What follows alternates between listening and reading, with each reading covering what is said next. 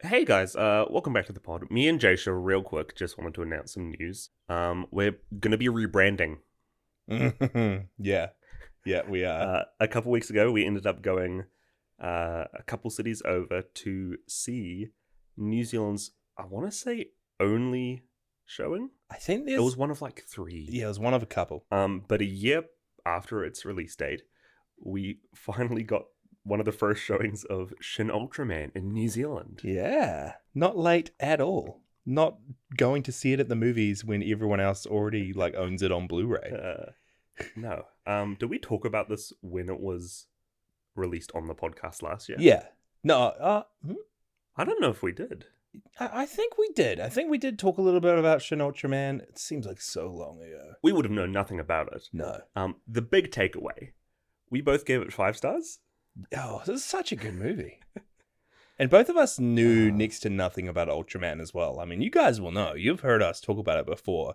I gave a couple episodes of Ultra Q a try. Mm-hmm. I still need to continue, but I only watched a few of those. You hadn't seen anything before of Ultraman before Shin Ultraman. I'll save it for Battle Line Minute. But the only thing I knew from Ultraman was with a few monsters that showed up in that game. Battle Line Minute. Yeah. Nothing else apart from that, but going into it with really no prior knowledge of any of the decades-long history of this show, this was an awesome movie, and I think an awesome first look for me personally at what the Ultraman universe has to offer. I was cautious, being like, I know this is like a love letter to the fans and the old shows. We probably aren't going to connect with it as much because we haven't seen the old stuff. But yeah, you're right. It was such a great introduction to Ultraman, I think. It showed us heaps of his iconic villains. It showed us, I guess, the premise for the show, right? This group of people hunting down kaiju. One of them's Ultraman. Yeah, this is the SSSP. Yeah. I cannot remember what that acronym stands for. I really love it because straight from the start, we're shown this world where kaiju are already a big thing, and there's 10 plus of them all in a montage roaming about. Yeah. We get penguin kaiju, we get snail kaiju. It's really cool. One of them, which is a reused Shin Godzilla model. Yeah. Yeah. It's great. And the really cool thing about this movie, if you've seen it before, you will know that cinematography. Oh, it's my favorite part of it. Yeah. Is off the charts. I've never seen any other movie ever be as creative with their shots and angles as this movie was. It was like every other word spoken by a character is a different shot.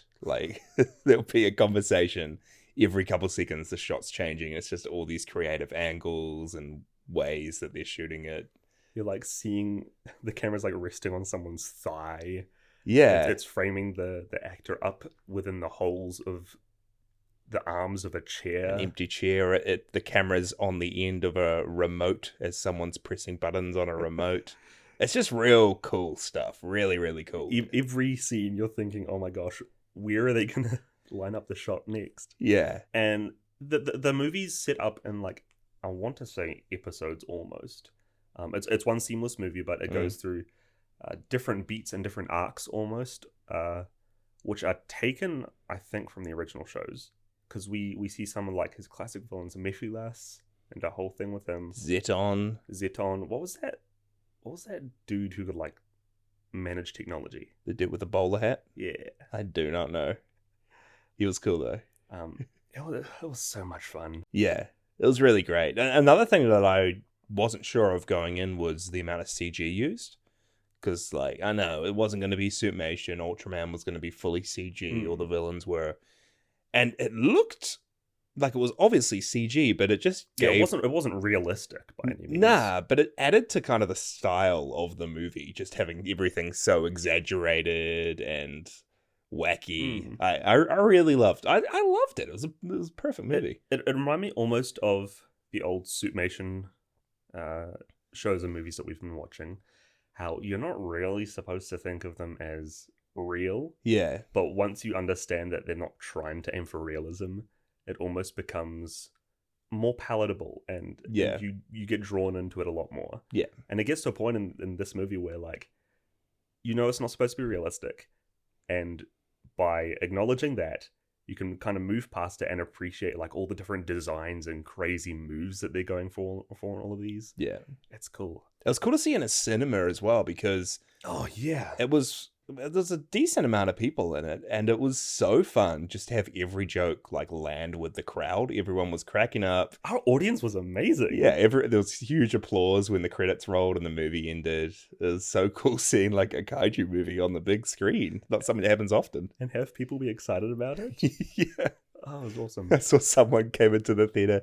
He had a little Ultraman action figure he was holding, just coming to see the movie by himself. That's what we want. Did you have a favorite moment from the movie? It was jam-packed. Yeah, it was jam-packed. I really liked, I completely forgot now, but the lead actress, she's like... She was the one who grabbed her butt all the time. Yeah, she has this thing when she like slaps her butt to like amp herself up. It was so funny. So good. Oh, did you have a favorite? I did like how wacky the whole part when she like grew to the size of the buildings was. Yeah. Everyone taking photos of her. Yeah. That whole ending sequence though with Zeton. Yeah, that's cool. They put like a countdown over the final battle, and Ultraman has to do a move within milliseconds. Yeah. And the whole timer slows down. The movie actually slows down to milliseconds as you're seeing what's happening. So cool. Yeah. Because of this movie, so I hadn't seen any of the old Ultraman shows before. A few of us in this Discord have been watching through random Ultraman media, but me and I want to say Ravenous Glavenous in particular started watching the new Ultraman Blazar show. Yeah. And I remember talking about this announcement on the show on Podzilla, never knowing anything about Ultraman before and being like, oh yeah, he looks like the toothpaste guy. He's a Colgate That's right. Ultraman. I remember that. We've been watching it. Guys, you are sleeping on Ultraman Blazar. It's almost got the same kind of humor as Shin Ultraman in some parts. And Earth Garon, you know, the dinosaur. Have you been seeing dinosaur? I've seen images of this. Yeah, guys, this is free on YouTube, right? And it's got English subs. Yeah, it's got. I don't know if YouTube did this, but it has an English audio track and a Japanese audio track that you can switch between on YouTube. Each of the episodes are like 30 minutes long, and it has ad breaks, and the only thing it advertises in these ad breaks is like the Ultraman convention. The real life Ultraman, one. Yeah, and the Ultraman like live stage show that you can buy on DVD. I'm like, it gets me pumped to watch more Ultraman. So what you're saying is we're rebranding Podzilla to an Ultraman show. Yep, Ultrapod. I got excited when you first said that because I was like, man, I watched the Meg 2, The Trench. We rebranding to a Meg podcast? Is it going to happen? 2 episodes. On hiatus until further notice. Yeah. Then the novels, there's like 10 novels, you know? You're going to get into it. We can have a little Meg book club. Yeah.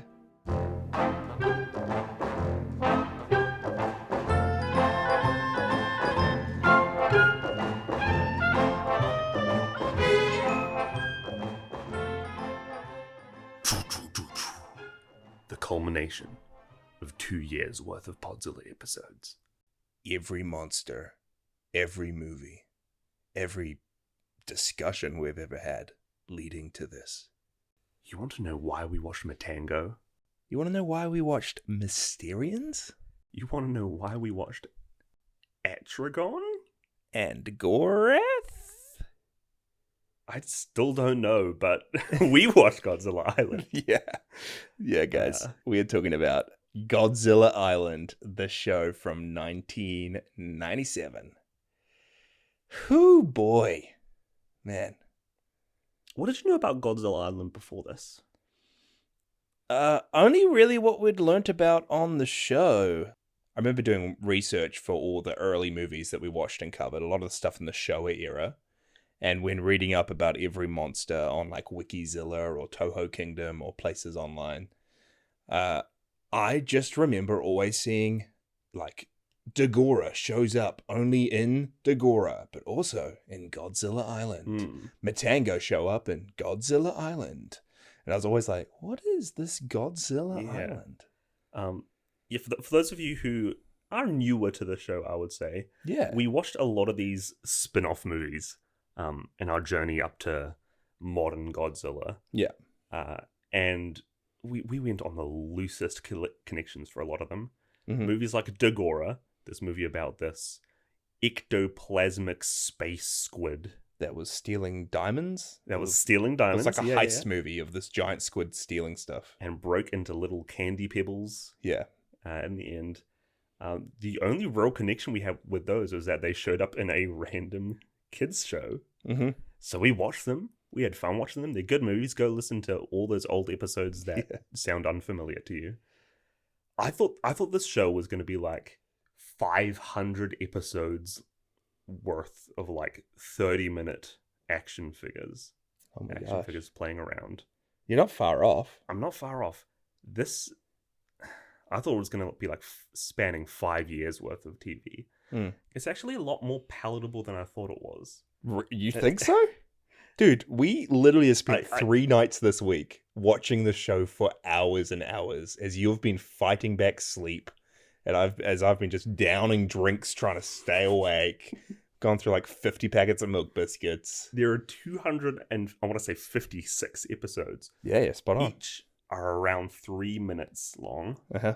1/5 of those episodes, as of this time of recording, are on the Toho YouTube channel in English. Yeah, so... Sorry, in Japanese with English subtitles. Yeah. So the Godzilla official YouTube channel you can head to right now, and they are uploading 2 episodes of Godzilla Island every week with English subtitles, and that's the first time this show has ever been available in English. Yeah. Up till now, since 1997, when this first aired on TV in Japan, this has just been like inaccessible to anyone outside of Japan. You've been able to track it down by buying discs like we had to for the rest, or by finding like weird bootleg copies online. I think there was one person who uploaded the whole series in chunks to Daily Motion. Yeah. Which has been taken down for a good while. Yeah, so it's pretty cool that finally you're able to watch this. So you're right. You can watch like 50, 40, 45. Yeah, so you can watch a portion of this show. Yeah. Jaisha had to track down a DVD Japanese copy of this. Yes. Which we had trouble with localization and working on our DVD players. Here in New Zealand, you buy anything from overseas, you're going to need to find something region free to play it. That's a mission. So we watched through approximately 50-ish episodes of subtitled Godzilla Island and approximately 200 episodes of Japanese no subtitles. And there's a lot of talking in this show. Yeah. There's a lot of talking. You think a show called Godzilla Island is going to be mostly about fights? It's mostly talking. But should we properly get into... I mean, I'm Jaisha, by the way, guys. Hey, Jaisha. This is my brother, Micah. Say something, Micah. Hey, I'm Micah. This is very late in the episode.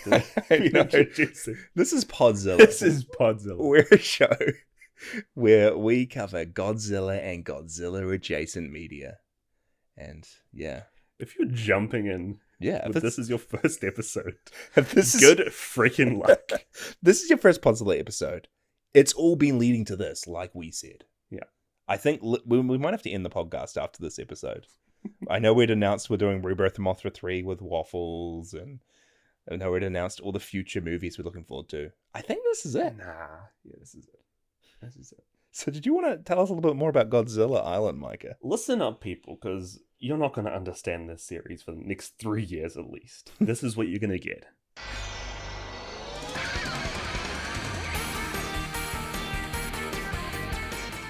The year is 2097. Most of the world's kaiju have been rounded up and are living on an island in the South Pacific called, you guessed it, Godzilla Island. The kaiju are kept content on their island home, happy as can be, having a peaceful little time, and are monitored from the G-Guard base in the center of the island, led by its commander, Besuke Jinguji, who watches and monitors the monsters day after day with his spherical robot Lucas by his side. However, the monotony of the job and of the monsters' lives come to an abrupt end when a gigantic UFO arrives on Earth. Inside is the Zillion Zagreth, who under the command of her leader, the giant Dark Emperor, who is obsessed with taking over the planet, starts with Godzilla Island. However, as her ship begins to attack the island, a smaller ship arrives and defends the island, the monsters, and the base. As the commander and robot Lucas scratch their heads, perplexed by this new turn of events, a young woman suddenly appears in the base. She introduces herself as Torima, and says she has come to help defend the island from Zagreth's onslaught. However, the three heroes have a long road ahead of them, as the evil Zillions have an entire army of monsters at their disposal, and more than a few surprises to boot. It'll be up to the commander, his daughter Misato, Torima, Lucas, and the horde of monsters living on Godzilla Island to defend their home and the world from the incoming invasion.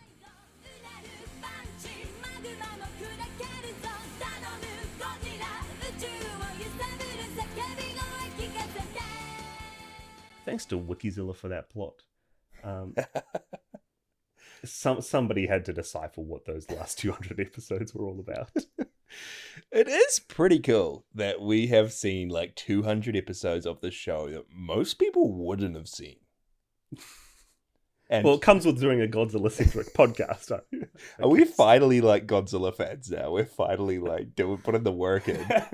This is the litmus test. Yeah. It is crazy as well because we just finished before recording this. I think we watched the last like 70 episodes. Yeah. Tonight. In the finale, we were watching it and we were just marveling at how epic it was. Yeah. And I was literally thinking, this isn't going to be available in English. Most people aren't going to see this for another like 2 to 3 years when it's uploaded to YouTube. And we'll get into it a bit later as well. But the finale of this, yeah, I was like, man, this is like a really cool Godzilla moment for the franchise. Hey. And if you think about it, even though this is like a show meant for kids, this is a Godzilla piece of media that has its own canon and connects to so many of the other movies. This is like as much a piece of Godzilla history as any of the other movies we've watched. Yeah, because right from the outset, it sets up that all these monsters on Godzilla Island, and there's a few of them I'll get into soon, but all of their backstories are pretty much what happened in their Showa era movies or their Heisei era movies. It's all canon for this show, which is pretty cool. And the first couple episodes, there's a lot of like clip show-esque stuff going on. There's a lot of like two of the monsters start fighting on Godzilla Island and it switches to a scene out of Ghidorah the three-headed monster and you actually see the suitmation fights. But they do stray away from that pretty quickly and it becomes like its own action figures all fighting together. I think we should talk about this show in terms of like its seasons. Okay. So focus on season 1 first. Yeah, because there's 2 seasons. As far as I'm aware, this show an episode was shown every day or every weekday in Japan when it first aired in 1997. So, yeah. Which is crazy to think about as well because like you're a little kid in Japan. Little Ichiro coming on the bus home from school. And this thing's only like a minute long, plus the intro, plus the credits. And you're just hanging out for that 1 minute every single day. Yeah. What if the bus is late? You're just going to miss out. That's why half the episode is the recap. Yeah, I guess you're right. No, that's good. So the first episode, like I said, focuses on Commander Jinguji and Lucas. Yeah. And this like space bounty hunter. Torima. Mm-hmm. As they fight against... I kept calling her Belvera when we were watching it. Huge Belvera vibes. Belvera, off the charts. Yeah. This is Zagreth. She is a Zillion who starts off with glasses, immediately takes them off. Yeah. And just wears a black jacket and green pants. Yeah. For the rest of the show. It's a good look. It's a vibe. I'm glad the Zillions are back. The start of it's real funny as well because the first couple episodes, as I said, they're only like a minute long and they're trying to do a lot of setup for the show. The first couple episodes don't have much monsters in them at all. There's some talking, a UFO shows up. There's 3 mechs that get sent out to try stop the UFO. I think it's Mogira, mechaGodzilla, and Jet Jaguar. Yeah. And then they just get destroyed straight away. That's right. This feels like years ago, talking about it now. I know, right? And then we're told, that the Zillions want to try and gain control of Godzilla Island or all the monsters there so then they can eventually take control of the Earth with the monsters. And this Zillion, Zagreth, She is just so over it. She just wants to get it done, get these monsters rounded up to go and go to the beauty salon afterwards. And have a facial. Yeah. So right off the bat, it's goofy, it's quick, it's so random already just off the back. So this first season, Jasha, has 13 different arcs. Yeah, which is something else interesting about this show, that I guess the arcs are pretty much the episodes. Yeah. Yeah. Honestly. Because these three episodes cut down into littler, smaller pieces. Yeah, these little episodes, as they're actually called, are just segments to these arcs. And I feel like you could do like some real cool work editing these episodes into the arcs, taking out the intros and the outros and making a cohesive story. Yeah. But yeah, it's cut down into arcs. That's good. Jasha, I wanted to quiz you on what happened in some of these arcs. Good luck. Okay. None of our listeners have seen these, so you're gonna paint a picture for them. Okay. Do I get the titles of the arcs? Yeah. Okay. We have Arc 1, Introducing Torima. Torima, a bounty hunter wearing a red spandex-looking outfit with a skull and crossbones belt buckle, shows up on Godzilla Island, ready to help protect them against the invading Zillion. And I think if I remember correctly, the big boss in this arc is King Ghidorah? Nope. Space Godzilla? Nope. In this I don't even think there was. Okay. Okay. we don't even know. What's the second one? I have a link here. We can find out. I'm pretty sure. I remember this right, Micah. Space Godzilla. They go up against Space Godzilla, then they go up against Ghidorah. Oh, no, yeah, you're absolutely right. I know my Godzilla Island. Space Godzilla. Yeah. I'm getting mixed up with the other 3 Space Godzilla arcs there are. The reason that Torima joins G-Guard is because she just wants to get paid and demands money from the commander. Yeah. She shows up. I will help you. You need to pay me. Steals his wallet. Yeah. Good stuff. There's a couple episodes when G-Guard and his little robot droid thing, Lucas. Lucas is the best. Yeah, Lucas is pretty cool. I love Lucas. Lucas is pretty cool. Arc 2, King Ghidorah. Okay, so that's King Ghidorah. Yeah. I don't remember anything else except King Ghidorah comes up and fights all the monsters, and then pretty sure he gets killed, and then he gets remade as Mecha King Ghidorah. Why am I saying Ghidorah? It's Ghidorah, right? Ghidorah? Ghidorah? Another tally right there. So I feel like this is the arc where we see most of the monsters already on the island. Yeah. We see that. We have King Caesar as an inhabitant. Mm-hmm. And he owns a castle here? A temple. A temple. King Caesar is the resident Shinto priest of Godzilla Island. He's leading everyone towards enlightenment. You come to him if you need any tips on how to meditate. Yeah, it's good stuff. We have Rodan. He's just chilling in the skies. He also owns a hot spring. Yep, Rodan. Yeah, Rodan's hot spring. Yeah, he dukes it out with Godzilla, who's here. Yeah. We have Anguirus, Gorosaurus, and Baragon, who pretty much do nothing for most of the entire series. No, if there's a monster, they'll get a couple hits in and then get knocked out. They'll get possessed by the spirit of Space Godzilla a couple times, yeah. Good stuff. Is that... You're missing Junior, who was on the island. I don't think Junior's here yet. Really? He doesn't get introduced till a little later on. Mothra's here. Mothra is here. Yeah. At this point. OG Mothra. Yes. We also have some lore dumps about Zagreth and the Zillions. Mm-hmm. They have poison spit. Yeah, this was interesting. Torima keeps calling this Zillion Zagreth like a poison-spitting hag. And I thought it was just a super creative insult. Which it is. But they actually get into a fight and you see Zagreth literally spit poison at Torima. So, this Zillions could just always spit poison? It's canon. Okay. And I'm not sure if it's here as well, but we get some lore about Torima as well. So she is an alien from the planet Torenderu. But Jasha, when I say a kaiju, I want you to tell me what scene comes to your mind. Jigora. Jigara. Yeah, so there are a handful of new kaiju for this show. Jigara is this giant Godzilla, pretty much, who's just really green, light green looking dude. The scene that comes to mind when you say Jigara is the flashback we get to Torima's homeworld, where she is forced to pick up a rocket launcher as she lowers her head and shoots Jigara. Her best friend. Yeah. And she was friends with the Jigara. I remember the scene.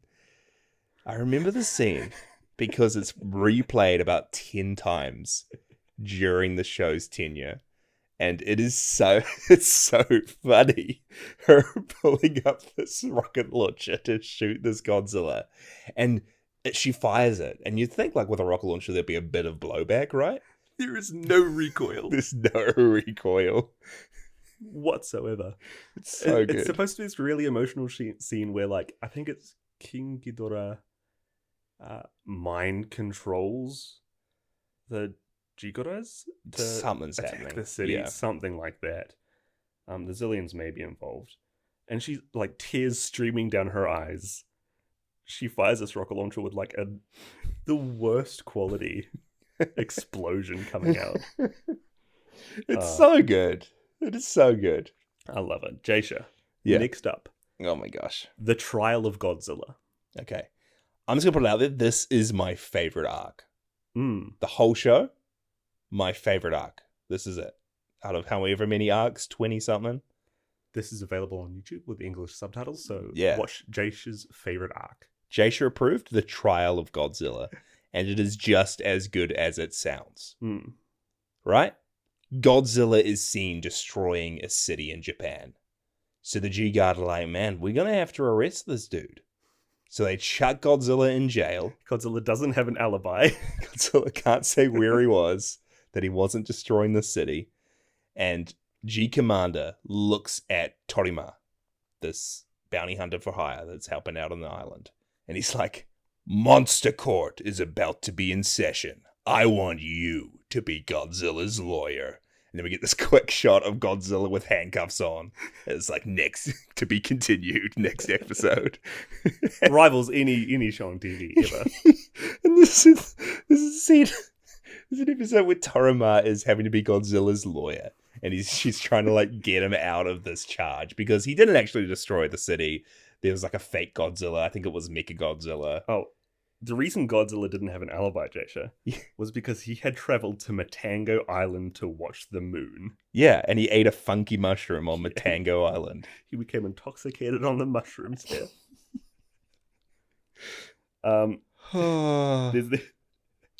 There's a sentence on the Wikizilla here. Jinguji orders Matango Island investigated and Godzilla's blood alcohol content checked. Is that what happened? Giant prison bars slammed down in front of the cave's entrance. Yeah, I remember it vividly. Yeah, it's so good. Megalon and Batra show up here. Yeah, we have a showdown between two Godzillas. Yeah, in one of the cities here. Mm-hmm. The Super X2 joins in. I don't know if it does. It does. There's a Super X2 here. Super X2 is here just for this flip. And it like kind of gets revealed as mechaGodzilla. Yeah, you see what's obviously Showa mechaGodzilla, like his plating under the Godzilla skin. Mm. The's too many arcs to do this. We cannot break this down. This is going to be a... This is what Podzilla's been leading up to. We're spending time doing this. We're bringing you, the people, the information of the show that we watched. Yeah. Because you're probably not going to watch this. No. So we have to do the work for you. Yeah. We're spoon-feeding you this content. Yeah. Also, important bit of information I missed out. Mm. There is a kaiju hospital. Yes. Most of the kaiju spend a fair portion of these episodes just chilling around this kaiju hospital. Kaiju gets hurt, gets hit, gets a bump on the head. It's sent to kaiju hospital, and Medical Jet Jaguar is there to help with his giant syringe as he chases them down. I assume he's given them vaccines. There were not subtitles for that arc. Yeah, there's Medical Jet Jaguar on the island that is just a giant mech that the G-Guard control, or someone gets into it and Yes. controls them. There's also Firefighter Jet Jaguar, Yes. who has this fire extinguisher that he can run around with. He's full red. It's weird how we don't have a normal Jet Jaguar in the show, because we've got a fully metallic one at the start, then we've got this white one with the red cross, and then we've got a fully red one. And they're all mixed. They're not like autonomous robots like normal Jet Jaguar was in versus megaNEWSlon. Yeah. There is something pretty cool, though, about seeing scenes where the G-Guard, the people actually get into Jet Jaguar and Mogira and mechaGodzilla, and a different person's piloting each one as they're helping out the monsters fight some sort of villain. It's a dream to see all these characters on screen together. At least there's some really, really cool dynamics here. Yeah. Next up, the fifth arc, Jasha, we have Gigan. Oof. So megaNEWSlon's already been in the show. I know a lot of people pair up megaNEWSlon and Gigan. We kind of go back to Gigan's Zone Fighter roots in this episode. I mean, as everyone knows, as all you know, I know we've got a huge Zone Fighter fan base out there that also listen to Podzilla. Gigan shows up in Zone Fighter. He gets killed by Zone Fighter in the show, canonically. But before that happens, there's a lot that's said about Gigan's ninja arts. His ninja revival technique. He gets killed and comes back to life. Yeah. Yeah. I have a picture on the Discord. Yeah. Of Jasha posing in front of the frame that says that. Yeah, it's an amazing Godzilla moment. Him using his ninja techniques. And I thought that Gigan's ninja techniques were gone, right? Until Godzilla Island, when he shows up and his whole character is just this like lone honorable samurai dude. This is so good. There's this whole arc where the Zillions get in touch with the third whole planet 3 aliens. Oh, the cockroach comes in. The M planet. Black hole planet 3. Nebula black. I'm mixing up two different aliens here. Nah, Nebula. It's the Nebula. M Space Nebula. Yeah, M Hunter Space Nebula aliens? The cockroaches. Hunter Space Black Hole Nebula aliens. Zillions reach out to the cockroaches, rent Gigan from them. Gigan gets sent to Godzilla Island. Gigan's like, hey, Godzilla, we got a duel at sunset. Be ready. I forget about how great this arc is. And then Godzilla has to go train with King Caesar, has to go spend some time in the hot springs. Gigan spends some time in the hot springs too. They face off. Yeah. For their final showdown. Yeah. At sunset. 12 hours pass. They're still standing there. Yeah, because come sunrise. The first person to move, if someone moves, it opens up a weakness. So the best thing to do is just wait for the other person to move. Attack them where it hurts, you know? Do you remember this? Gigan moves. Yeah. He distracts Godzilla, then rushes up to him. Yeah. Pauses in front of him. And then backs away. Yeah.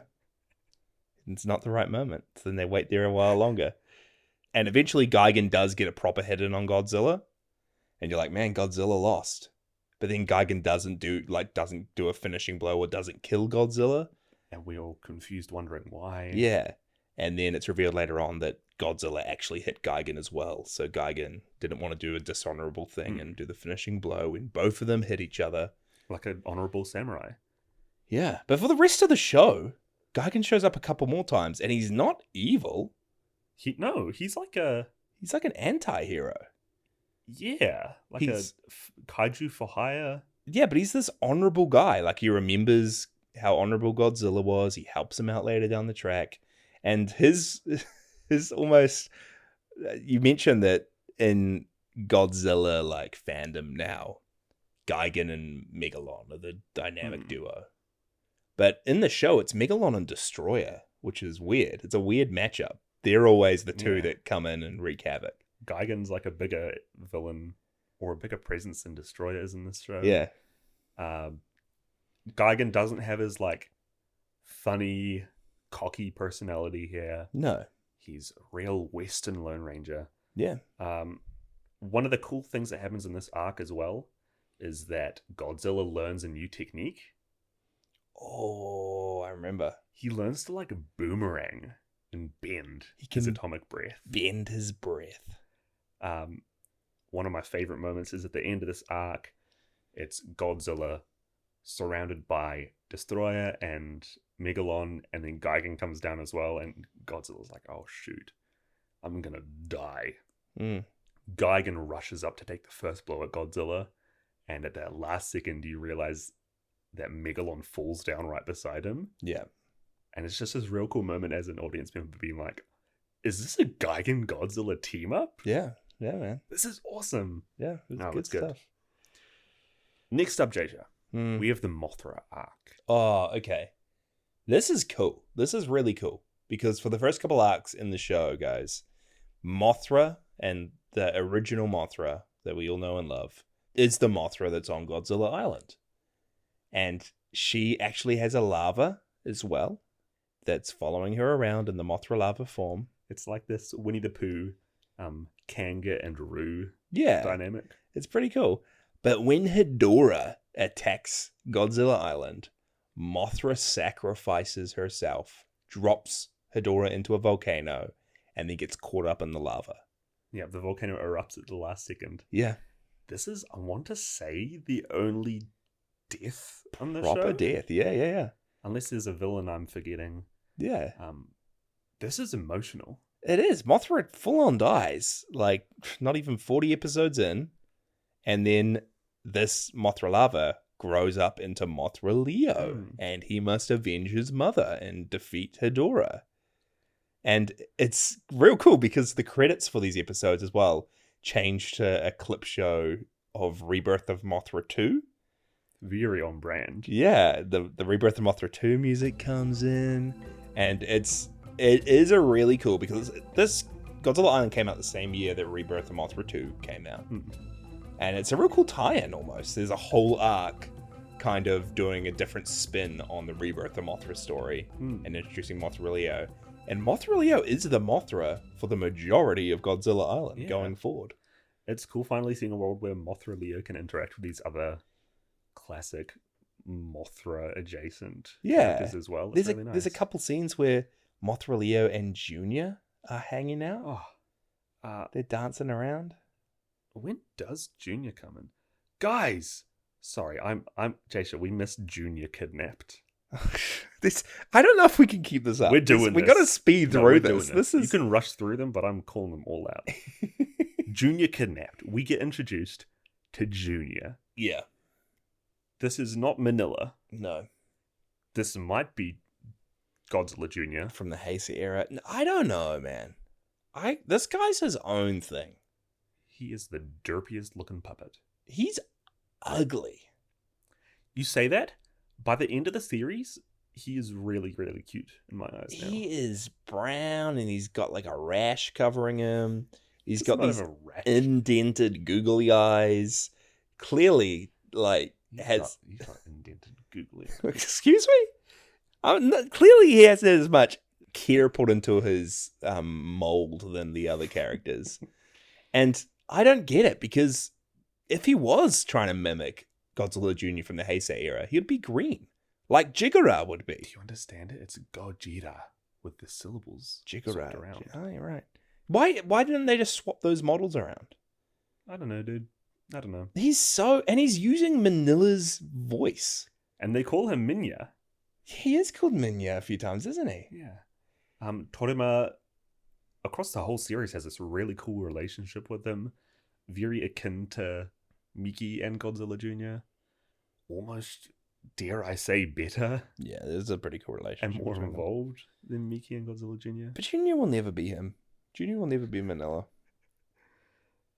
We have Mecha King Ghidorah arc next. I'm not going to say too much about this. Yeah. King Ghidorah comes back as Mecha King Ghidorah. I'm pretty sure, is this the episode where there is a giant floating... Jasha, you're right. This is my favorite Godzilla mech of all time. The Zillion... The monster vending machine. This Sagrith goes into space, and there's this giant vending machine floating in space with monster icons. And she spends a whole lot of money to buy Hyper Mecha King Ghidorah. Yeah. This is Mecha King Ghidorah, but instead of one head being a mech, it's all heads are a mech. Looks pretty darn cool. Yeah. I want an action figure of this one too. Yeah. We have the Mystery of Godzilla Island. Trash arc. Get it out of here. Let's skip over it. You don't even remember what happens. It is like 5-episode clip show of the previous Godzilla Island episodes. No, this... Is it? Yeah. You don't even remember. This is like, well, let's talk about how Toriyama joined us. And then we get a clip of her shooting the rocket launcher at that alien Godzilla again, like 2 times. Okay. And then it's like, let's talk about how the Zillions got here. I thought that was the bonus arc, but okay. Man, it's terrible. We have Space Godzilla's spirit. This is when Space Godzilla comes into his own. Yeah. And almost becomes the main kaiju antagonist of the show. I would say he is, like, low-key the main villain. He gets many arcs. He's the most dangerous by far. And it's so weird, because he gets killed off at the start, and then he comes back as a ghost. He is possessing Godzilla.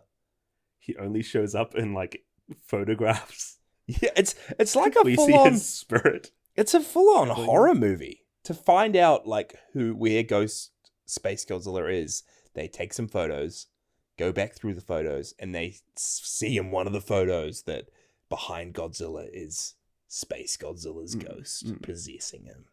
And he starts possessing all of the kaiju around the place. Yeah. It ends up in this huge battle between them all, and King Caesar throws this protection ticket at him. At a possessed Godzilla. It's a scroll. He's using his Shintoism to sort him out. There is a Godzilla exorcism. Yeah, that's good. 2 words I never thought I'd say. No. Next arc, we have the artificial sun. Jasha, I have no clue what happened in this arc. There is a giant sun, and the G-Guard make a gun that can destroy the sun, but it needs time to charge. This feels like a Dragon Ball episode where there's like 3 episodes straight of this gun charging. It's actually what happens. That's all I can remember. I do not know what the sun is. No. I still don't. I won't find out for another year or so. Next arc is pretty cool. We have the megaGodzilla arc. So we have Super megaGodzilla on this island. The Heisei megaGodzilla. Yep, Heisei megaGodzilla. Without Garuda? Yeah, without Garuda. Yeah. If I'm remembering correct, Zagreth goes back to the monster vending machine? Maybe. Or goes back to a Zillion base. Somewhere. One of the 2. And she finds the Showa megaGodzilla. Yeah. And it's like a rustic piece now. It's a relic. But we get this real cool because this whole thing is set in the year 2093? 2097. So this is canonically like a century old now. Mm-hmm. And it's just turned black. We get this cool scene, though, of her jumping into it and, like, heaps of, like, quick cuts showing us its feet and its body and its head. And it's black. I think it's called Black megaGodzilla. Yeah. She's got this black sheen to it. She starts it up and it just doesn't work. All I remember about this arc is she's like, okay, we're going to fight them with megaGodzilla. She brings megaGodzilla to Godzilla Island and then it doesn't work and it falls over. I think it fights against the commander in the Heisei megaGodzilla. It is Black Showa megaGodzilla versus Heisei megaGodzilla. This is a cool pairing. Yeah. I love this. The thing I really love about this show is the mixing of the eras. It just seamlessly puts Showa in with Heisei. It makes all these monsters coexist. Like, as I said before, with Mogira, we get Proto-Mogira, as I think he's called in this, from the Mysterians in the Showa era. This is the first time we see the Mogira from the Mysterians. Yeah. In the Godzilla universe, which is great. But he's like sharing the screen at some points with Heisei Mogira from Space Godzilla. It is real cool. Next up, we have Goodbye Toriyama. Yeah. Do you remember what happens in this arc? This is a 21 episode long arc. Oh. Toriyama leaves. Micah, that's what happens. Yeah, sure. I don't remember who fights who. Hyper Mecha King Ghidorah's back. Is he? Take my word for it. Okay. Toriyama must sacrifice something. I wrote that in my notes. I wrote before the show, Jason talks to me about one of his notes. He's like, Micah, what does Torima's sacrifice mean? I wrote down Torima's sacrifice. She sacrifices something. And then we don't know what. After this arc, Toriyama and Zagreth the Zillion both leave the show. Yeah. This is like a big shock. End of season 1. And then we get to season 2. Yeah. Introducing Misato. Mm-hmm. We get the commander's daughter. Yeah. She shows up to Godzilla Island as the kaiju doctor. Yep. I love this idea, this role that she has, because she is the official pilot of Medical Jet Jaguar. Yeah. We go from seeing Medical Jet Jaguar every 3 or 4 arcs to him being in every episode because she's just jumping in him. Shout out to Degoro, who did our art for this episode. He carries around a syringe, which is just as big as the one you see in the art there. It's fantastic. Yeah. We have that arc. I can't remember what happens in that one. There's nothing written about these arcs online at the moment. We are in uncharted territory right now, and we started this last night way too late. I'm pretty sure we went till like the early hours in the morning watching this show. Yeah. Misato joins the cast. Kaiju Doctor Landis is the replacement Zillion. Landis, yeah. Landis. She is such a step down.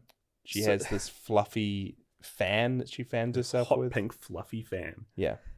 Let's go back to Zagroth for a bit. Oh, please. Because we never really appreciated her. No. She is the most over-the-top actor. Zagroth. Yeah, this first Zillion. She is my favorite character of the show. She's pretty darn amazing. She's amazing. She's the one that grows on you over time. During the whole first season, I'm like, her acting's kind of getting on my nerves. She has a few cool scenes where she's like delivering food to them or like disguising herself as a fortune teller. Yeah. But her laugh, it got on my nerves. It had the opposite effect for me.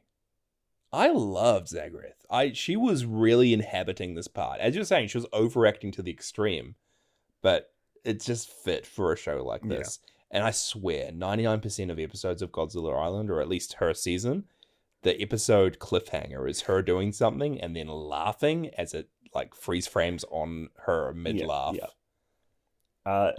She's, in hindsight, once it got to season 2, she was fantastic in retrospect. You miss her, right? I missed her. She, what was that? The giant dark sun god? I can't remember. The giant dark emperor. Yeah. He is the leader of the Zillions. He's just this giant glowing Teletubby face in space. Yeah, he appears to her, speaks to her in space. He's just this static head that does not open its mouth or anything. Him and the Zillion of the season talk pretty frequently. In her seasons, there is a running gag that they talk, and then he leaves, and then she starts saying something in Japanese, and then he comes back in at the last second to catch her saying something crazy. It happens multiple times. Yeah, I assume like he gives her a mission, then disappears, and then she like disses him or says like, I'm so annoyed he's making me do this, and then he appears and catches the tail end of that and tails her off again. And then disappears. This is pure speculation. We don't know. And then she says something else, and he comes back for the third time. It's funny. And then we come to Landis, the new Zillion in season 2. Yep. Who, I don't know. Her acting's real bland. Oh, this is like downgrade of the millennia. She's just not a good actress. Like she's trying to be this copy of Zagroth, but like her laughs. She doesn't even move her eyebrows. No. Her like Zagroth's laughs were like I think that was pretty good. And then Landis's laughs. Unironically, that was a great impression. I'm really impressed. Thank you. And then Landis's laughs are like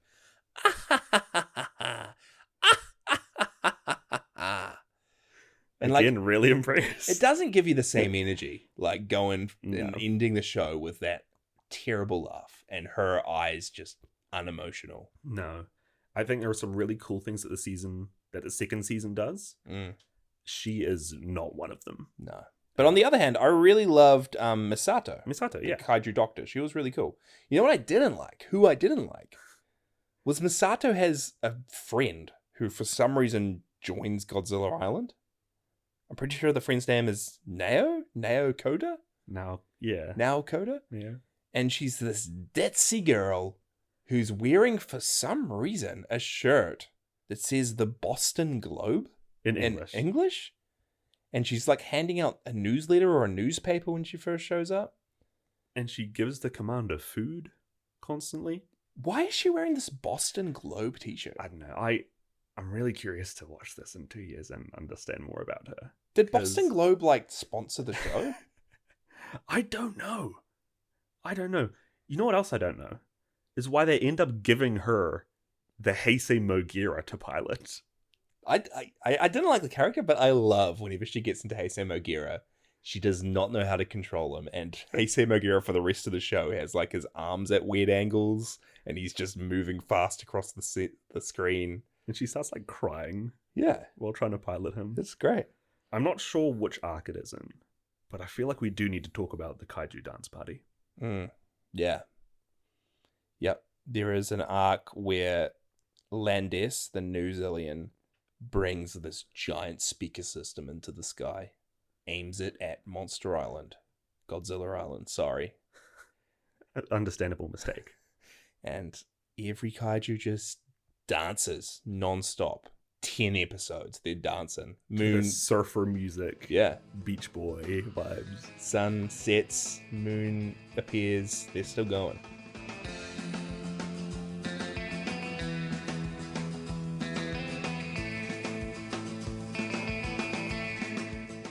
The music finally stops.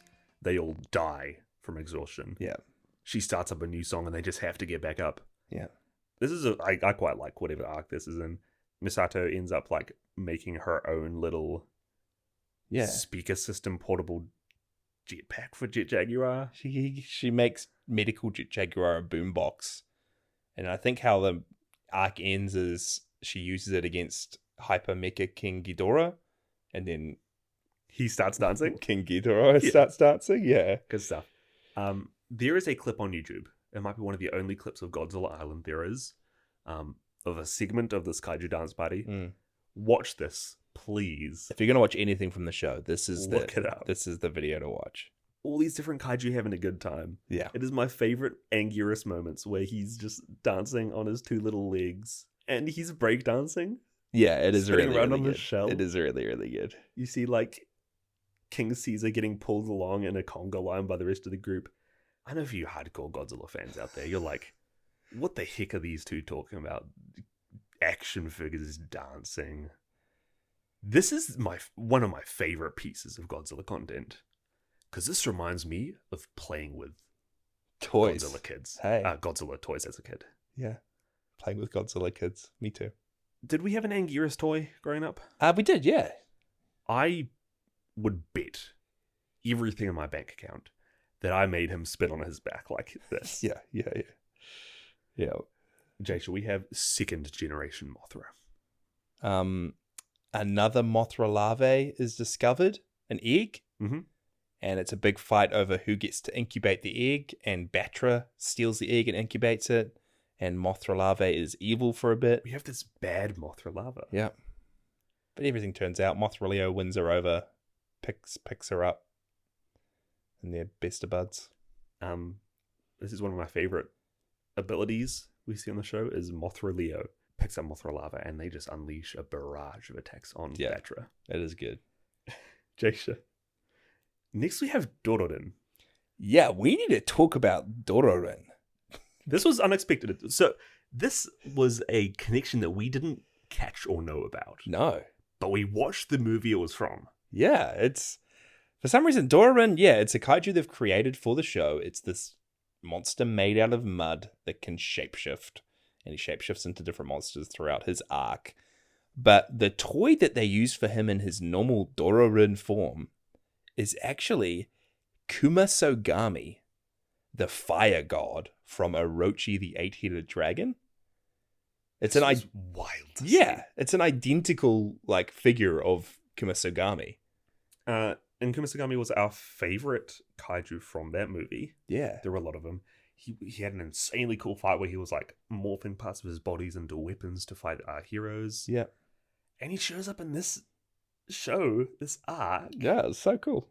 And is defeated by firefighter Jet Jaguar. Yeah. The fire demon god is destroyed by a firefighter. Yeah, this was a cool little moment. It was cool to see him. It was funny as. Next up, Josh, is my favorite arc. Yeah. Anguirus. Anguirus gets an arc all to himself. My dreams are coming true. I never thought that Anguirus would be thrust into the spotlight like this. This whole... The Japanese kanji characters came up on the screen, and my brain didn't know what they said, but my heart, my soul, knew that they were speaking about the Anguirus arc, and my eyes subconsciously welled up with tears. I gotta say, if you're an Anguirus fan, you gotta track this down. I get ready for when this drops on the YouTube in a couple of years, because your life's about to change. This whole arc starts with the kaiju lining up at the kaiju doctor for some reason. And then Junior accidentally falls onto Anguirus's back and hurts his hands. And all the kaiju make fun of Anguirus and tell him off, and like he gets in trouble because he has a spiky back. We get like Anguirus leaving the group off his own, like watching the sunset over a cliff. He's sad. He's like crying at the sunset because he's got a spiky back and he hates himself. And Misato goes up to him and they have like a heart-to-heart. I imagine it's a heart-to-heart. Yeah. My heart thought it was a heart-to-heart. Yeah. Guess what happens next?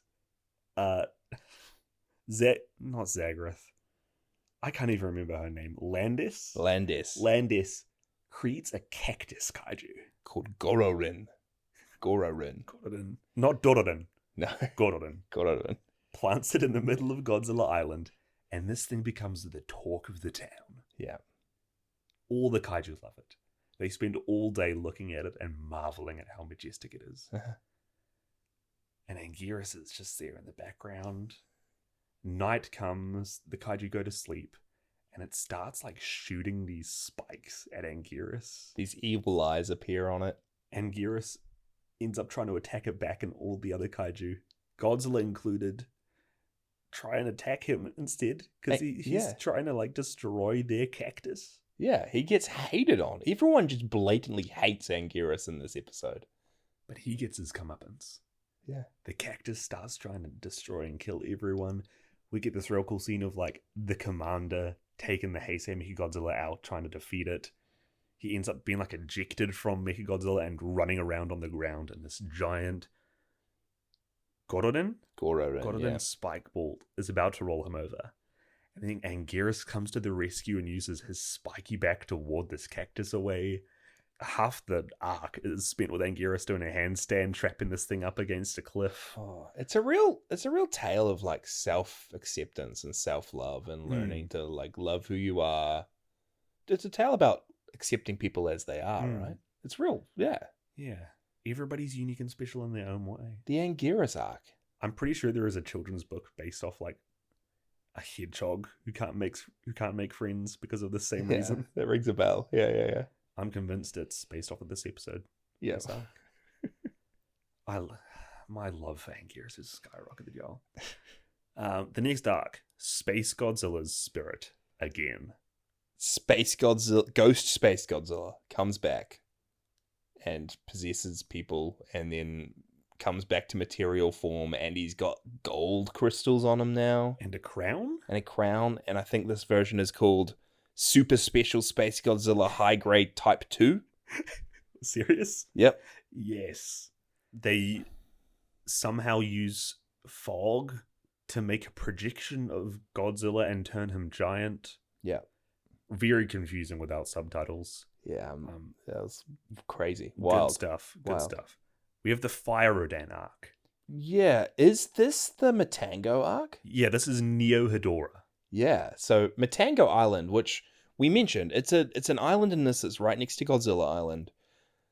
If you guys have seen Matango, the movie, you'd know that Matango Island is like this tropical-esque island with some shipwrecks on it and all these wild Matango people.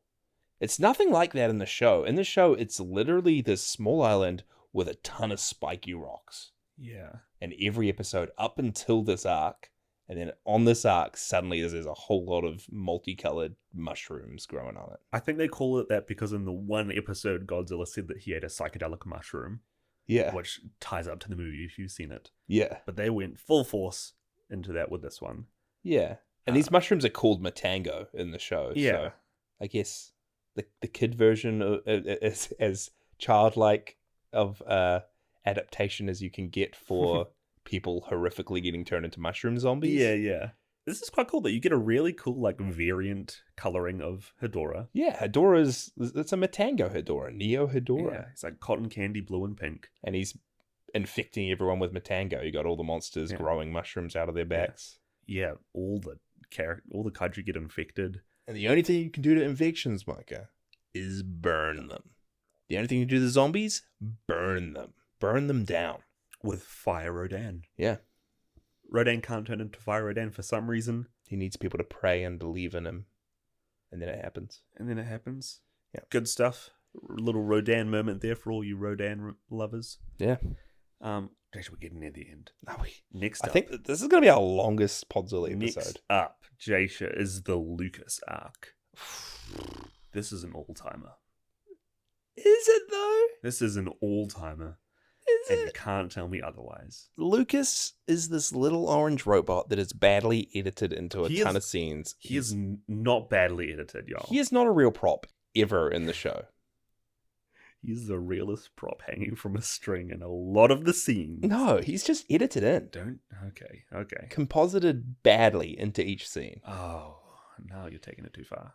For some reason, this is called the Lucas arc, but the G-Guard get a box supposedly from headquarters with a replacement Lucas that turns out to be an evil robot sent from the Zillions. He has a name. I'm trying to find it. He looks like a pit droid from Star Wars. His name's Cameron. Is it Cameron? Cameron. Lucas and Cameron are the robot names. Lucas and Cameron. He's like, a pit droid. He's purple, disc-shaped, got a big red eye. Yeah. He's a robotic spy and is regularly sent out on surveillance missions. Lucas gets abducted. Terrible arc. Somehow escapes. I can't remember.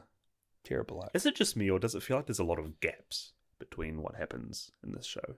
I just can't remember half the show. Which we just watched over the last couple of days, and I don't know why. Is it a problem with my memory? I don't know. It all just morphs into one. Yeah. It all just morphs into this, like, I don't even know. I can't remember half the stuff we watched. It's all just a mishmash of goopy puppets. When you watch this show, all of you, tell us if you feel the same. You might need to explain to us what happened. We have The Secret of G Island, the second to last arc. Okay. Huge news comes in this episode. They discover that Godzilla Island was once upon a time part of the ancient continent of Mu. Is this not the conclusion arc? No, dude. These next 3 arcs are joined together. Or next 2 arcs? Next 2 arcs, yeah. Yeah, 2 arcs, and they just go into one another. But we get this first arc of them discovering that Godzilla Island is part of the Mu Empire, and they discover a Gotengo below them. Yeah. And they discover this crazy portal called the Time Warp, or the Warp Gate? The Warp Gate. God, they're living on a part of Mu. And then it's also discovered that this giant dark Zillion Emperor dude used to be the dictator of Mu before he was banished to Planet X. These 2 arcs are a culmination of the whole show. Yeah. So much lore drops, so much lore dumps. It would have had such a great impact if we knew what was happening. To this day, I do not know where the Warp Gate goes. I don't know what the Warp Gate was for, right? It goes somewhere. Guess who returns in these 2 arcs? Well, this is the final. I think they return in the final arc. Like, this arc split into 2. The final. What's the final arc called? Conclusion. Okay, the conclusion arc. Yeah, guess who returns? Jasha's favorite, Zagreth. Zagreth is back. Guess who else is back? Torima. Torima's back. And we finally get a team up with all these 4, like, similar characters. These 2 Zillions and then these 2... What? You're telling me there's, like, 4 or 5 human characters on screen together at times? Unheard of. Do they ever get on screen together? I get 3 of them do. The Zillions get together with Torima. Mm. So, yeah. There's a lot of scenes in the show when the Zillions, like, whoever's playing the Zillion will just be sitting in their chair for 3 arcs in a row. You could tell they were all just filmed on the same day. Yeah. There's one moment when Landis, like, swaps out with the commander, and then the commander runs in with, like, a black belt. Yeah. I can't remember why. Neither. I don't know. He's got a gi. That's one of those fever dream moments that happens. Yeah, this arc is cool. They all come together. They shoot the giant Dark Emperor, and it turns out from my impression, it seems like he was a futuristic robot sent to the past, and then almost turned into like a Wizard of Oz behind the curtain character, making a huge projection of himself. Yeah, I don't know, because he gets hit by the ray from the Gotengo and he turns into this scrawny little robot. But then he turns back when he's coming through the other side of the warp gate? You're getting this wrong. Obviously what happened, right, is the present day Zillion Dark Emperor dude got turned back to his original form, which was this tiny little toaster. And then from the warp gate, they took the past giant emperor from his prime, from his heyday. So we're doing an endgame Thanos. Yeah. Bring him to the present. Yeah, something's going on with time travel. Mark my words. I'll be proven right in a couple of years. But yeah, this is honestly a pretty intense finale. All the characters from the whole 2 seasons of the show come together. There's a final showdown on Earth with the warp gate sucking everything in. Yeah. With the giant Dark Emperor coming in from the gate. You've got outside. The G Commander in megaGodzilla. Heisei megaGodzilla. Yep. You've got Torima in her red ship. The Panatorte or something. Yeah, it's got a name. You got Misato in her like white Garuda ship that she invented on the show. We have their friend in the Mogira. Yes. Heisei suit. Yep. Then we have Zagreth in Hyper Mecha King Ghidorah. But this is hyper because his legs are now metal as well. Yeah, more is metal. And then we have Landis in the Gotengo. Yeah. All of them 6 different mechs. All of them converging on the warp gate where the giant Dark Emperor is. Yeah. And then this is a cool moment. It's sucking everything in. Yeah. There's like this really scary like minute here. Yeah. Where our 2 main heroes, Torima and Misato, end up like getting sucked into the portal. They're almost there. The G Commander comes in with Heisei megaGodzilla. He's holding on by one of the edges of this portal. He's nearly getting sucked into. They come up with a last-ditch effort plan to like try and focus their beam attacks on one side of the portal. Yeah. And it's just not working. They try their hardest to deactivate the portal, but when they find out that doesn't work, they try to destroy it. Yeah. Nothing's working.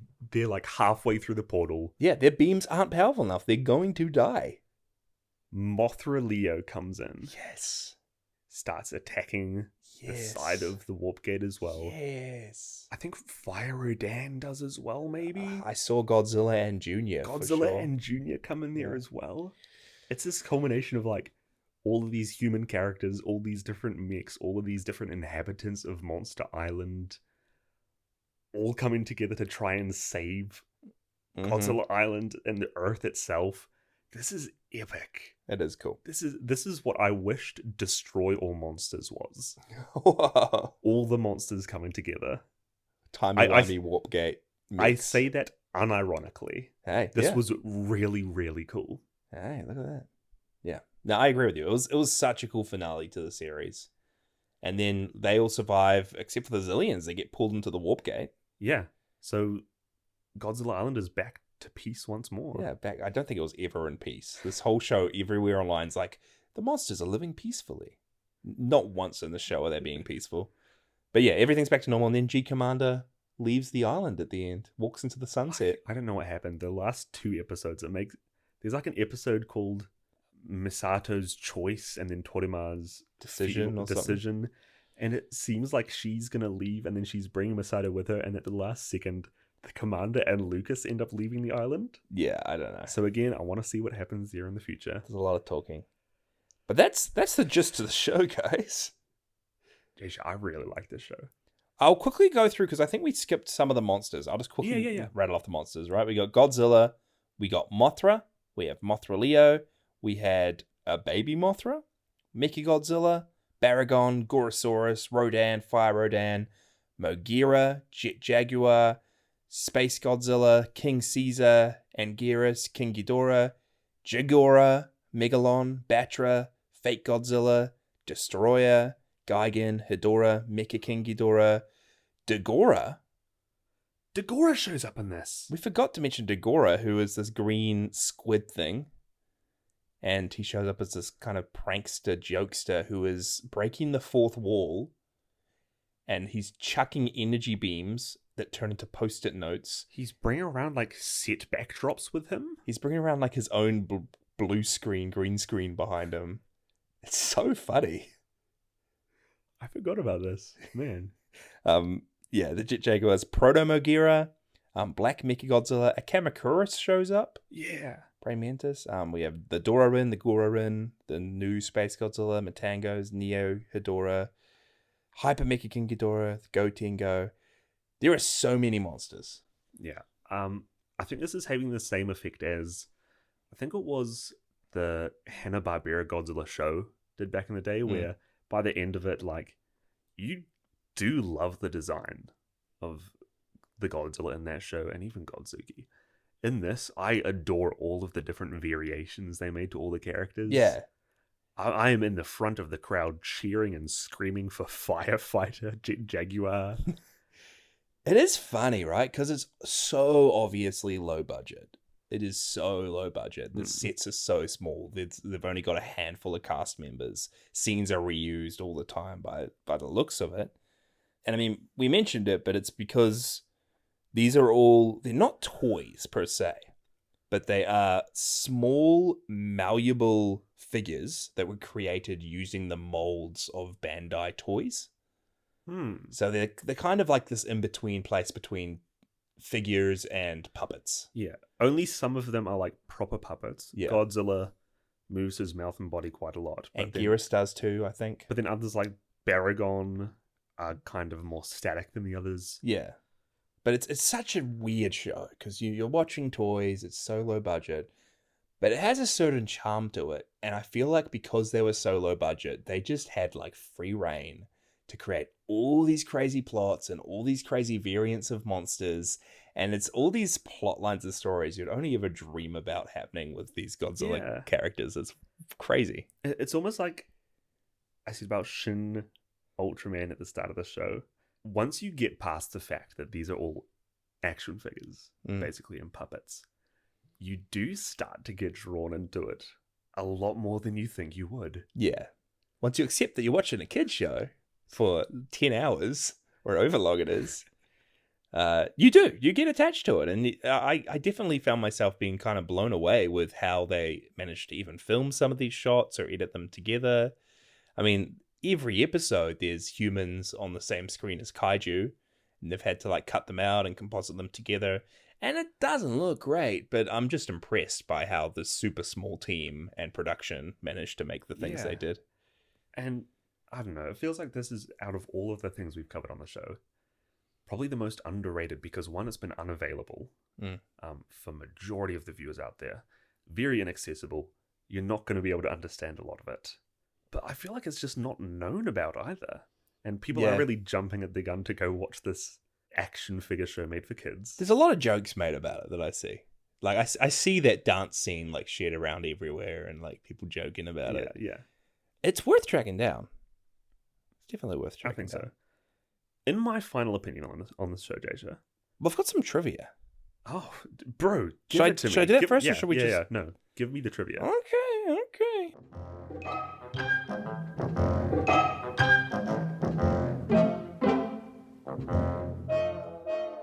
All right. So, yeah, after the show, or while the show was airing, Bandai came out with a official toy tie-in for the series called Godzilla Island Monster Series. And you can buy most of the characters and most of the figures with the same molds as they appear in this show. Yes. Are you telling me I can get a hyper Mecha King Ghidorah? I think so. You can definitely get a medical Jet Jaguar. But there's an image online of all of these toys you can get, and it's really cool. Really cool. Funnily enough, the intro theme song to this, Micah. We haven't talked about the theme song that we've heard a million times.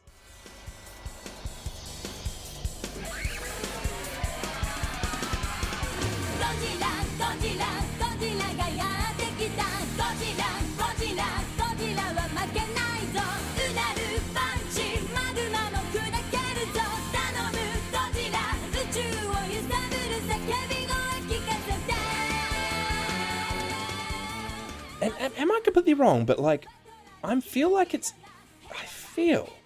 written and made in such a way that it sounds like the original Godzilla theme. You know, which is dun dun dun dun dun dun dun dun dun dun dun dun dun dun dun dun dun. Yeah.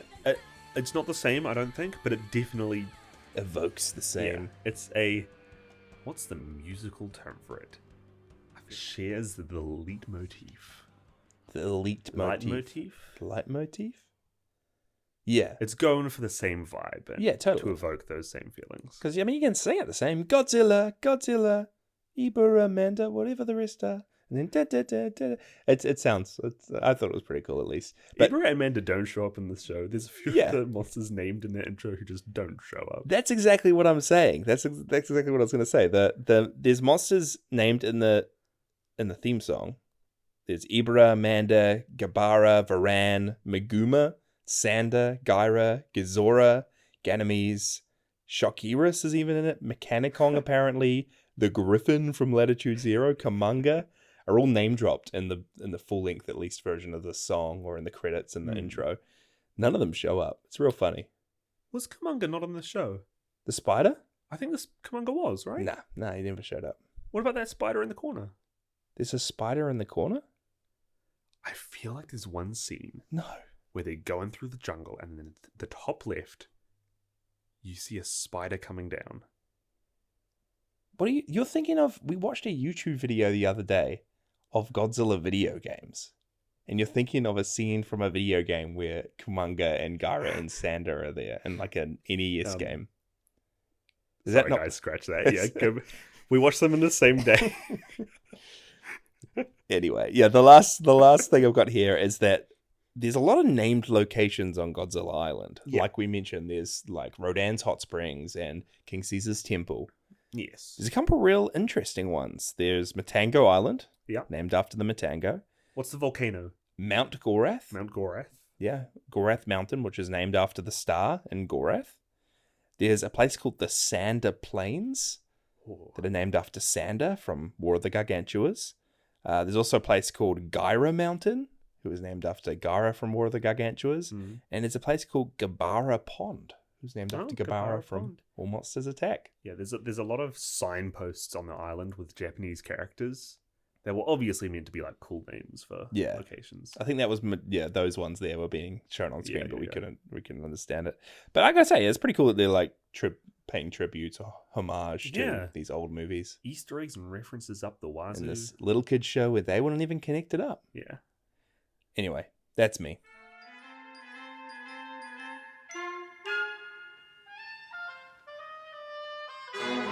Give me your thoughts on it first. My thoughts? Yeah. You know what? I was ready to hate this show. I was ready for it to just be terrible and to be such a chore to watch our way through. I mean, we always do this to ourselves, right? When we cover TV shows on Podzilla, we like to like binge it together. Try to watch as much of it together as we can. But for some reason, we've both got busy weeks and we were having to fit this in at like the most annoying hours to watch through it. And I was ready for it to suck. And I didn't love it when it first started up, but it grew on me a lot. It's a kid's show, but I can see the charm. And just like I said, I really love how creative they got with it all. It is a slog. And not all of it is good. There are so many arcs that are so forgettable. Nothing happens at all.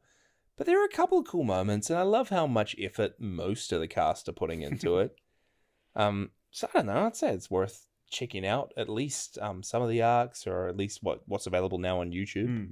Yeah. Let's rate it out of fake out character deaths. There's so many times characters apparently die. I mean, I'm gonna give it 3 out of 5 fake out character deaths. Yo! For what it is, they put so much effort into it. And it's actually making me excited for Godzilla now, which is like the modern day Godzilla Island, pretty much. Yeah, this is the one with like Gigan's mom. Yeah. Gigan's sister that's been memed to death. Get ready. Yeah. What did you think? No, I'm with you there.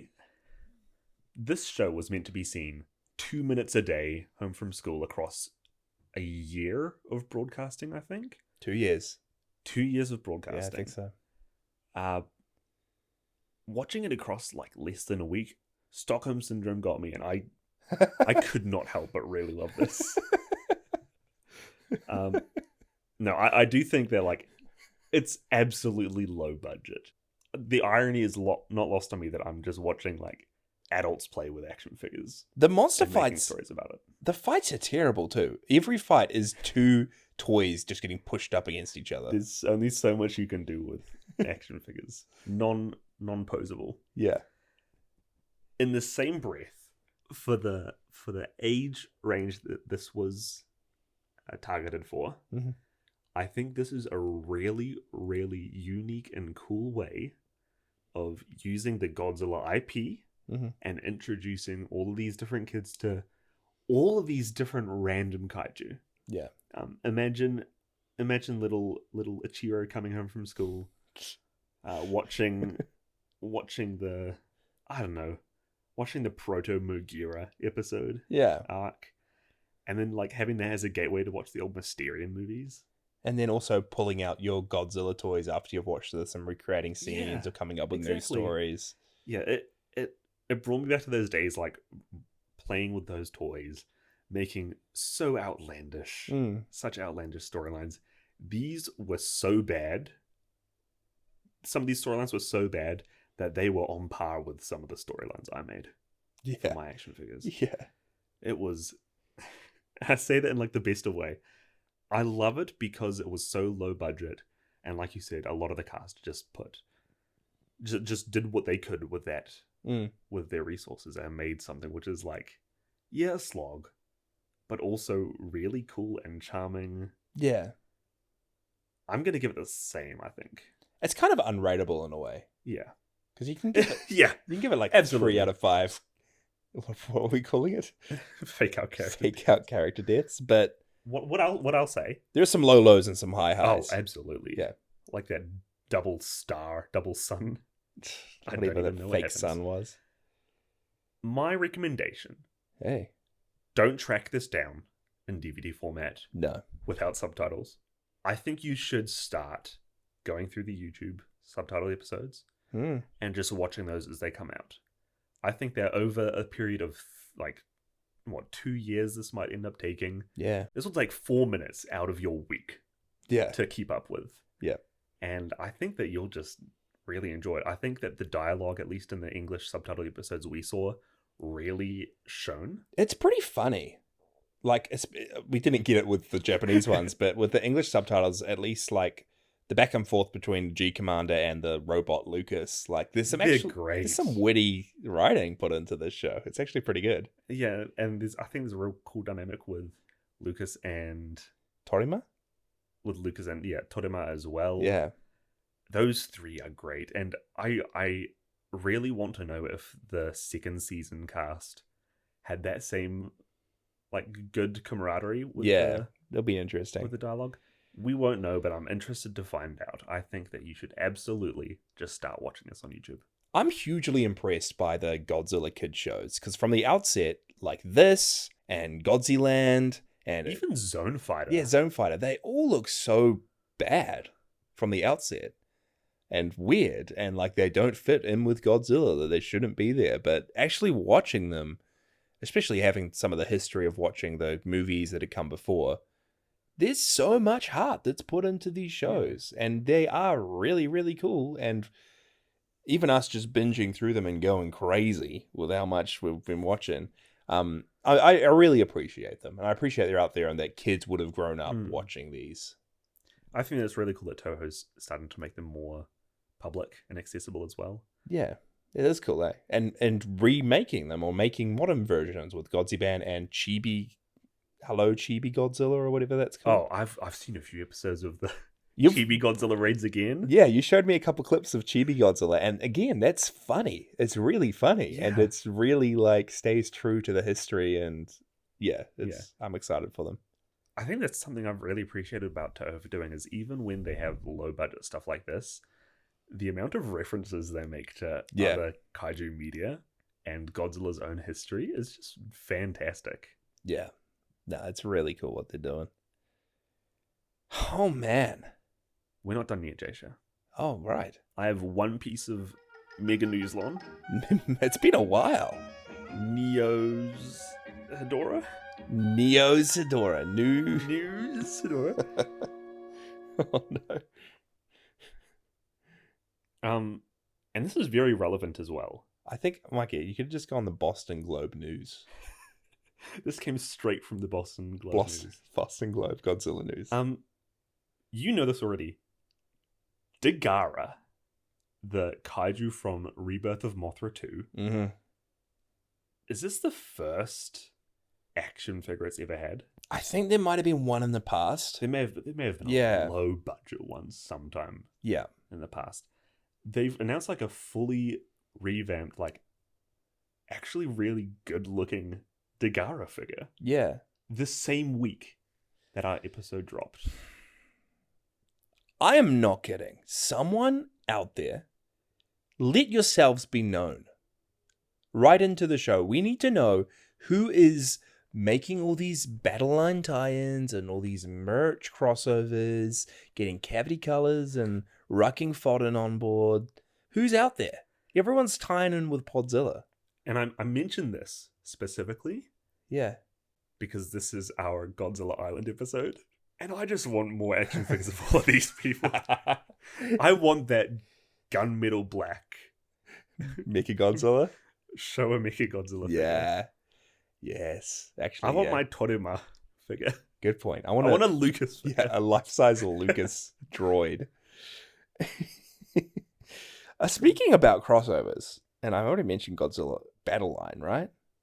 Do you want me to start the timer? Yeah, well, Kev said this last episode. He was like, why don't you guys actually just do Godzilla Battle Line Minute? You can only talk about Battle Line for a minute. Godzilla Battle Time, we'll call it. Yeah. Battle line, battle time. Battle Line Battle Time. Are you starting the clock? 3, 2, 1, go.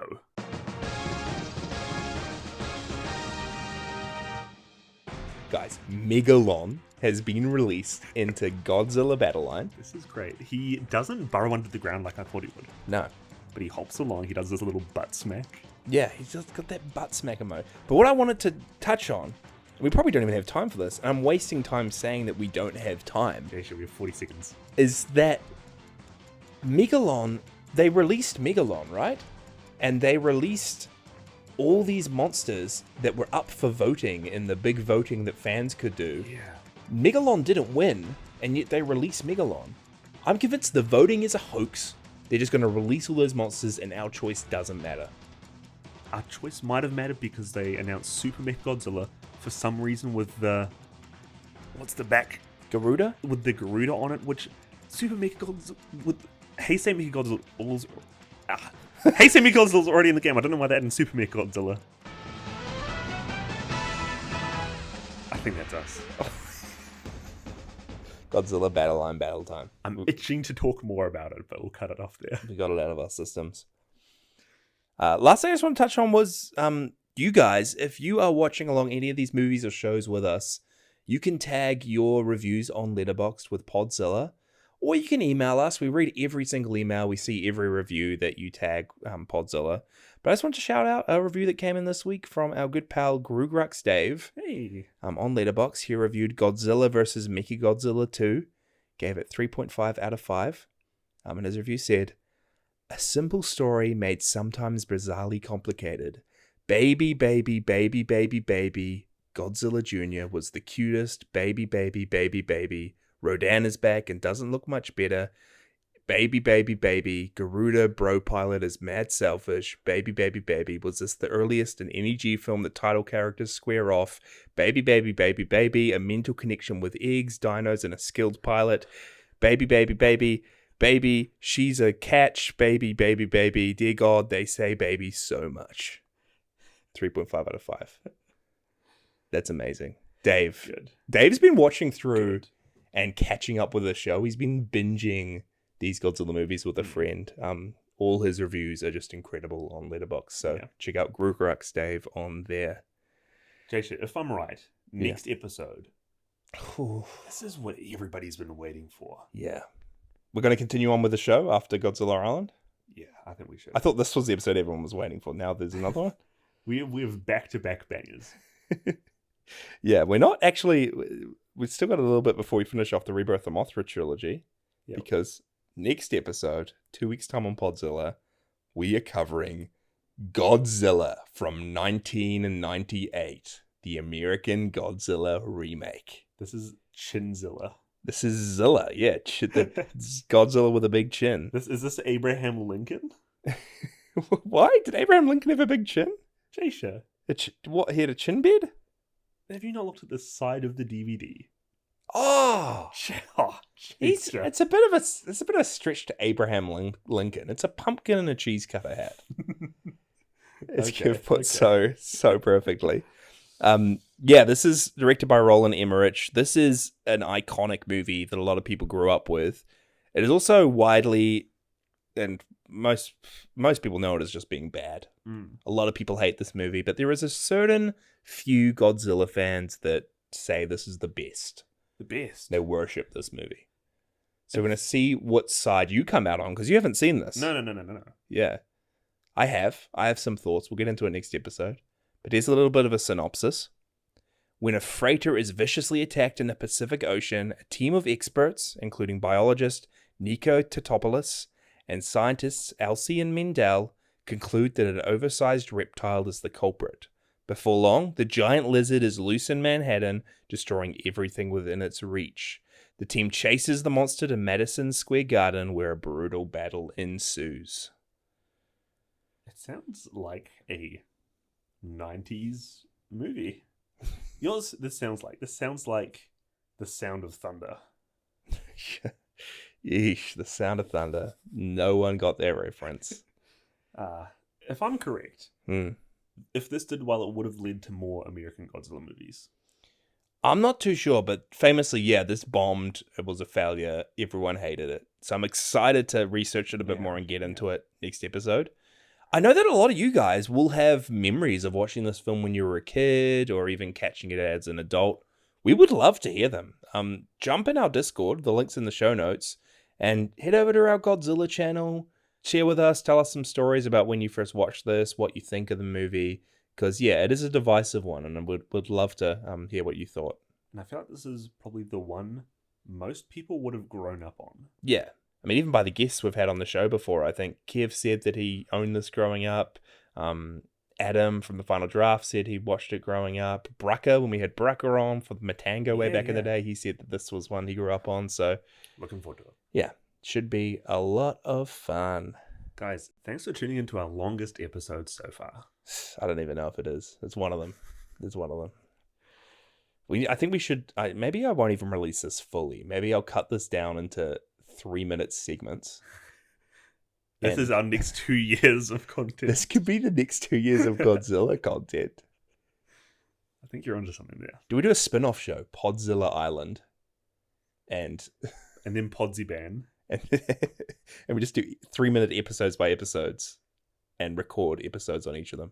I think we just need to make our own Podzilla Island YouTube series. We could do it. 3-minute episodes. Yeah. 2 minutes of recaps and our theme songs. Easy. Done.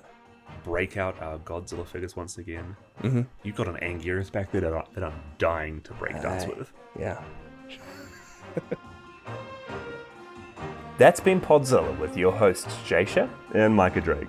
Follow along on our socials at PodzillAPod and jump into our Discord via the link in the show notes. Huge thank you to Cassie Celine who did our podcast art and Dagora9898 who did our episode thumbnail. Let's go. And just a disclaimer that any musical sound effects used in this episode belong entirely to the Toho Company.